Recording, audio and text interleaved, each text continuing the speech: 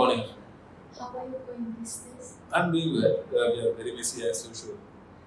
KDU is open, KDU is busy, and we are organizing the Interactive Research Conference, which is being this time spearheaded by the Faculty of Defense and Strategic Studies. So, would you please introduce yourself? Okay, I'm Harinda Vidanage.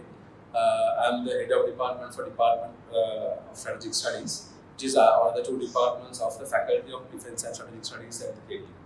So, as we know, you are the senior lecturer of the KDU Kotelawala University. So, can you tell about the experiences that you gained from this unique environment? Yeah, I think as you said it's very unique. After teaching for many years in Sri Lanka and overseas, I think the blend of civil-military relations, the fusion between civil-military establishments, teaching students who are also officer cadets as well as students who are civilians, studying together, which is a very unique environment, as well as it's a great culture moving forward for this country. So I think as a lecturer, it's a rare opportunity to teach in such an environment. So, you mentioned that there is a civil-military relationship. So, how is the civil-military relationship used for the international relations? I think not just international relations in general, in the 21st century, in this particular century, I think countries are faced by many challenges. Now you see for 2 years we are facing the COVID outbreak. And most of these challenges such as terrorism, extremism, even after 10 years after the war, Sri Lanka still has a lot of security issues. So a generation of people who had studied together, partly from apart from the military, apart from civilian sector, will be a great asset to the stability and prosperity of the nation despite facing these challenges. So that is why I think it's not just for international relations but even for domestic politics it's important.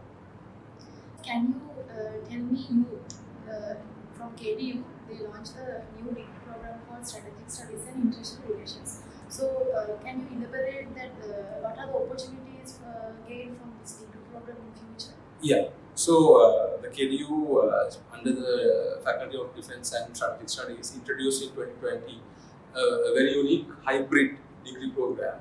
When we say hybrid, it's because it's a hybrid between strategic studies, a more traditional subject of the 20th century related to military security, and international relations, which is also mostly 20th century, which is related to more of a broader set of relations, set of procedures, as well as theories on how countries interact, not just countries, how actors interact, and how that has a bearing on international relations as well as the international system.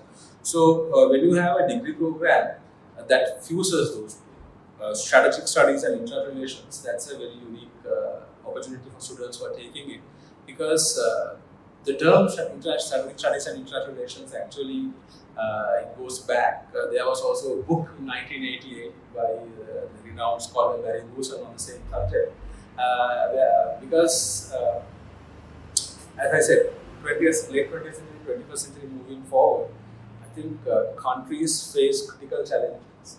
And in their education systems, there has to be a space for people to learn about how they strategize things, because countries need to strategize more, not just in military sense, not just in traditional security sense, but even for economic purposes, for educational purposes, for communication purposes. For example, I think as students you all learn soft power. The very simplified answer of soft power is that any nation which has a better story has a better advantage in international relations. So how do you tell a good story? That is also strategy. So basically, strategic thinking is a critical faculty that people have to develop. And I think strategic thinking with international relations, because 21st century is more going to be about interrelationships and interdependency between state and non-state actors. So I think this knowledge prepares students to face challenges and opportunities also, and grab opportunities that come across in the future. So, can you tell me about what are the job opportunities that we can gain from this Degree. program? Yeah, it's a good question. I think when you look at job opportunities, in Sri Lanka we still think in very traditional terms. So even a lot of people who are interested in this degree, they think the only option they have when they do this degree is to go join the foreign service. Of course, foreign service is an option, but there are many more other options that you get because the degree prepares you to take up challenges across many sectors, both public and corporate, and in this and in the civil society sector. So if I go by one by one, public sector, yes, mainly the foreign service, but you can also join the defense ministry, the defense services, intelligence, right? Because intelligence is also not about hardware, it's about soft power. So if you are going to be a good intelligence analyst, this degree will really prepare you for that. So there are opportunities there. Then if you look at the civil society wise, both international and national non-governmental organizations and even governmental organizations, there are a lot of opportunities because they seek young, dynamic individuals who are versed in things like international relations, international politics, as well as strategic thinking. So it can be the UN, a UN agency, or it can be like a Red Cross, right? So there are opportunities there for students. And then, of course, I want to reiterate the massive opportunities that exist in the corporate sector. Because corporate sector is something that we don't think about much. Corporate sector, if you look at all the big corporate giants, local and international, one of the biggest challenges they face is how they project themselves. So it's strategic communications. So strategic communications is something that we prepare our students. Because our students think strategically as well as act in that particular way, and their communication skills have been developed. So strategic communication is a major area.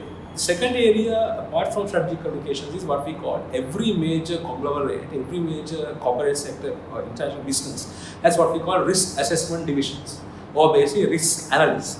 So some of the best risk analysts can become this degree program, because when you say risk analysis, to do a proper risk analysis, say, they take HSBC as example, their risk analysis is regional. So their office is in Singapore, they look after the Asia Pacific region. So if you want to join risk analysis, you need to know the international relations, international politics, and also be thinking strategically.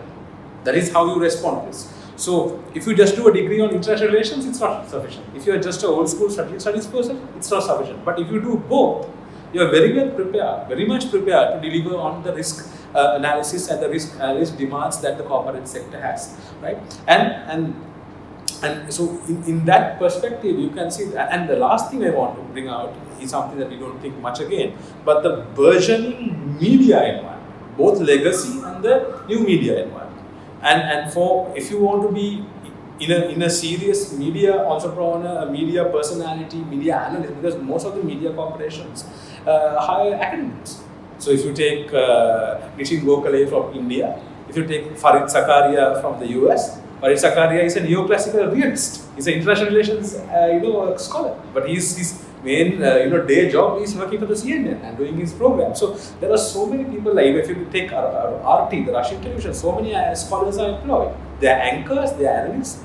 So that's, most of you look at their degrees, most of that is political science, international relations, history, right, or military studies. So you can see the opportunities that students will have by taking this degree program. I'm sure people will think about it more after they decide this. So you mentioned that earlier the strategic studies and international relations is a new degree program to Sri Lanka. So what are the responses that gained by the people because they still don't know about this degree? So, you asked the responses. The responses are, regarding the degree program, we are getting a lot of interest. The interest generation is very high.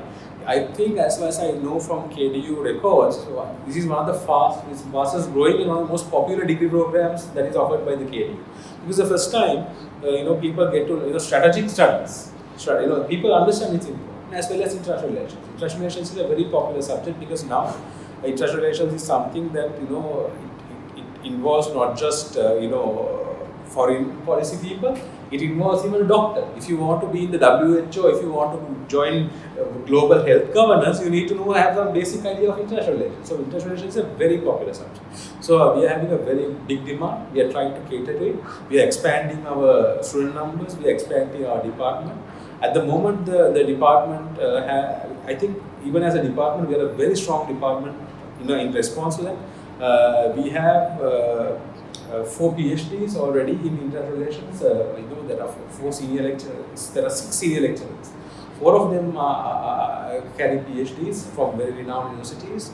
We have 2 more senior lecturers who are MPhils, masters and the diversity. So we have history, military history. We have maritime security, diplomacy, conflict resolution, geopolitics, migration studies, right? And that expertise backed by other military personnel who are supporting us with military studies. We have one of the most balanced departments in Sri Lanka to offer this course. Is there anything else to tell you? Okay. I think what I want to tell is that the message is strategic study. We as a country is moving through a difficult phase because we have gone through Easter Sunday attack. We have faced a 30-year conflict coming into Easter Sunday attacks, coming into the COVID-19 outbreak, and of course, people have lost faith in many systems. People are somewhat disgruntled. So, in that context, we should understand the country will move into different difficult situations. But I think that is the best time for people to learn subjects like what we offer, because this will provide to build as an institution, civil-military relations that we inculcate will build a harmonious society, a stronger response to national security challenges, but also a society that is built on resilience. I think KDU is a hallmark of resilience, where we build people to have the strength to be resilient, which is very much needed for the future. Thank you. Thank you, sir.